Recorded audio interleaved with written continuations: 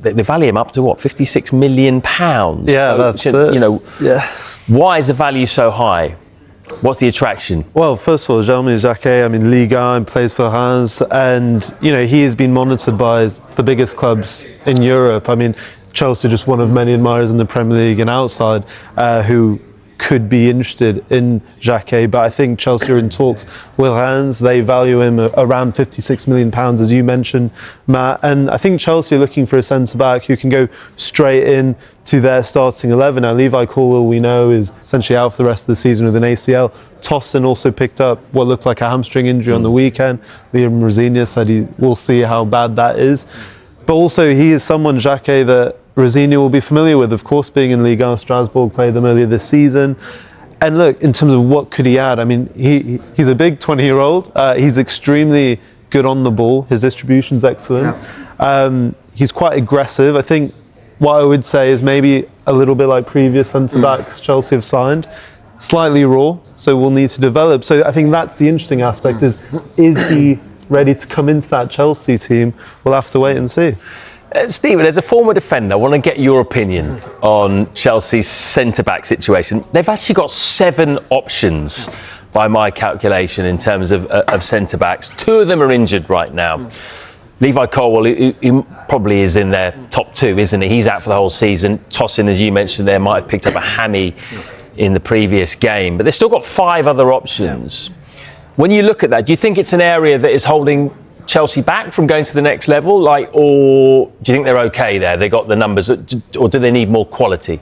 I think Colwill, him with such a significant injury, and there's always, like, you hope and you feel like he can get back to the levels he was before, but there's always that question mark, when he comes back, how long will it take him to get back to there?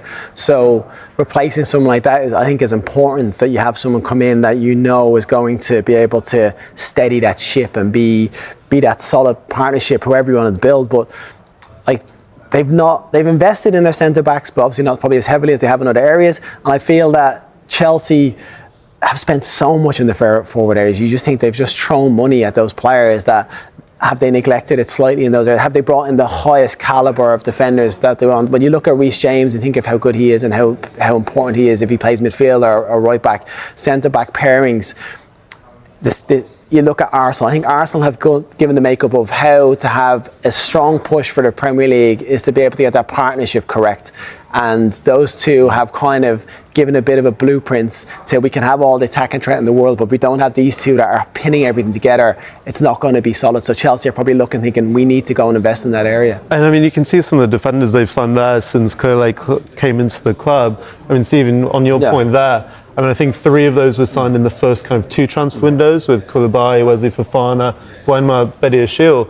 But as you mentioned, a lot of those aren't maybe starting centre-backs in the Premier League outside of that. And when you look at where Chelsea have spent their money in terms of relevance to different areas of the pitch, I mean, you can look at the average per signing when you look at the players signed, let's say the fullbacks out of that, it does point a little bit to your point that they have underinvested in that area of the pitch. And, you know, I know, speaking to different clubs, that a lot of the sports science suggests if you invest in your attacking areas, you're more likely to go up the table and show quicker development. But I think everyone connected and who follows Chelsea would argue that the foundation at the back has been their weakness. Yeah, it is. And I think, like I said, I think Arsenal, it's a way of seeing how that can really benefit you. You bring in a Declan Rice in front of the back 4 and you bring in those 2 centre-backs and they stay fit and you have a real chance of pushing. And then those forward players have a bit more freedom to go and play. I think what's interesting with Chelsea is I think Palmer come in, who's so influential. I don't think anybody when he signed would have thought he was going to have the influence he has on that side. So if you get a centre back that can come in and have a similar sort of importance to that role, if it's this young lad that comes in and can come in straight away and be someone that's kind of pivotal, that's huge. But Chelsea, I just think they're 1 or 2 players away from being very, very complete.